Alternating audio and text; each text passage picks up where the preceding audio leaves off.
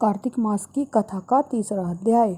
नारद जी बोले कि हे राजा पृथु, एक समय भगवान के दर्शन करने तथा जलंधर की राज्य लक्ष्मी देखने के लिए हम भी वहां गए थे। जलंधर ने हमारा बड़ा आदर और सत्कार किया। भक्ति भाव से पूजन करके कहने लगा कि महाराज, आपका कैसे आगमन हुआ और मेरे लिए क्या आज्ञा है। हमने कहा कि दैत्यराज, मैं कैलाश गया था, महापार्वती सहित अवधूत शिव और उनका वैभव देखा तो चकित हो गया कि क्या ऐसा वैभव और किसी का भी हो सकता है। ऐसा विचार कर तीनों लोकों के भ्रमण करता हुआ मैं यहाँ पर आया हूँ। यहाँ आकर तुम्हारी समृद्धि भी देखी है। तुम्हारे और शिव के वैभव में और कोई अंतर नहीं है, किंतु तुम्हारा वैभव स्त्री रहित है। भस्म लेपन करने वाले राग रहित कामदेव के शत्रु शिव के पास स्त्री रत्न जैसी पार्वती है। वैसी यद्यपि तुम्हारे पास अनेक रानियां सुंदरियां हैं, परंतु उनमें से कांतिमान पार्वती की तुलना कोई भी नहीं कर सकती। अतः तुम्हारा यह वैभव स्त्री रत्न रहित देखकर यही निश्चित हुआ कि शिव के समान वैभवशाली इस समय त्रिलोक में कोई नहीं है, क्योंकि उनके पास पार्वती जैसी ऐसी स्त्री है जिसको देखकर ब्रह्मा जी ने अनेक अप्सराएं रची, परंतु एक भी पार्वती जी की समता को नहीं पहुंच सकी। नारद जी कहने लगे कि हे राजा पृथु, हम तो इतना कहकर वहां से चले आए, परंतु जलंधर ने पार्वती जी की इतनी सुंदरता सुनकर कामज्वर से पीड़ित हो राहु को बुलाकर शिव के पास भेजा। राहु उसी समय चंद्र के समान उज्ज्वल कैलाश को काला करता हुआ द्वारपाल नंदी द्वारा रोके जाने पर शिव के समान सामने उपस्थित किए जाने पर उनसे बोला कि हे शिव, तीनों लोकों के नाथ और सब रत्नों के स्वामी जलंधर की आज्ञा सुनो। शमशानवासी तथा नरमुंडों की माला धारण करने वाले जटाजूटधारी तुम्हारे जैसे अवधूत के पास पार्वती जैसी परम सुंदरी शोभा नहीं देती। मैं तीनों लोकों का नाथ, सब रत्नों का स्वामी हूँ, क्योंकि पार्वती भी स्त्री रत्न है, अतः वह मेरे साथ ही शोभा दे सकती है। तेरे जैसे भस्म धारण करने वाले योगी के पास नहीं रह सकती। नारद जी कहने लगे कि हे राजा पृथु, राहु के इतना कहते ही श्री शिव जी ने अपनी भ्रुकुटी में से एक अति भयंकर ऐसे पुरुष को उत्पन्न किया कि जिसका सिंह के समान मुख, जलती हुई अग्नि के समान लाल लाल नेत्र और शरीर पर खड़े हुए बड़े बड़े बाल थे। उत्पन्न होते ही जब वह राहु को खाने के लिए आगे बढ़ा तो राहु भयभीत होकर कहने लगा कि हे शिव, मैं ब्राह्मण हूँ और दूत भी, अतः तुम मुझको मत मारो।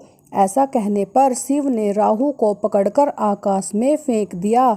तब वह भयंकर पुरुष राहु को छोड़कर शिव के पास आया और कहने लगा कि मैं भूखा हूँ, मुझे खाने के लिए कुछ दो।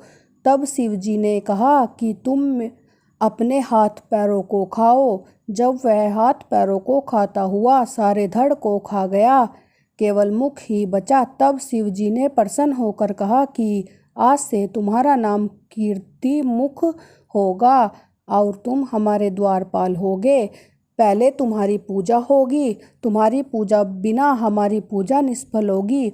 उधर राहु आकाश में जाकर बर्बर देश में गिरा। राहु की ऐसी दशा सुनकर जलंधर को बड़ा क्रोध आया और वह दैत्यों की 1 करोड़ सेना लेकर अपनी पुरी से बाहर निकला। बाहर निकलते ही सामने एक आंख वाले शुक्राचार्य और अंगहीन राहु मिले। उनके अतिरिक्त और भी अनेक अपशगुन हुए, परंतु वह रुका नहीं। तब दैत्य सेना सारे आकाश में छा गई। जब देवताओं ने जलंधर की कैलाश पर चढ़ाई देखी तो छिपकर शिवजी महाराज को खबर दी। श्री शिव जी ने उसी समय विष्णु भगवान का स्मरण किया। स्मरण करते ही भगवान वहां आकर उपस्थित हो गए। तब शिव जी ने कहा कि हे भगवान, आपने देवताओं को पीड़ा देने वाले इस दैत्य को मारा क्यों नहीं? इतना ही नहीं, आप वहां जाकर अपने घर में विराजमान क्यों हो गए? तब विष्णु कहने लगे कि यह आपके अंश से उत्पन्न हुआ है और लक्ष्मी जी का भाई है, इस कारण हमने इसको नहीं मारा। यह आपके हाथ से ही मारा जाएगा।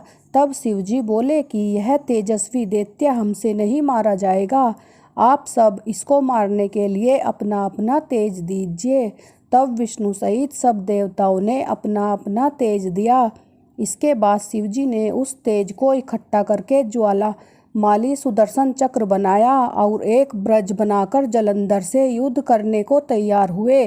शिवजी के भूतगणों की सेना में समस्त देवगण भी आकर सम्मिलित हो गए। उधर कैलाश के निकट जलंधर अपनी सेना लेकर आ पहुंचा। इधर कीर्तिमुख, नंदी आदि सब गण और देवसेना भी मैदान में आ डटी। तब जलंधर और देवताओं का ऐसा घोर संग्राम हुआ कि जिससे सारा विश्व कंपायमान हो उठा। युद्ध में जितने भी दैत्य मारे जाते उन सबको दैत्य गुरु शुक्राचार्य जी अपने संजीवनी विद्या से जीवित कर देते थे।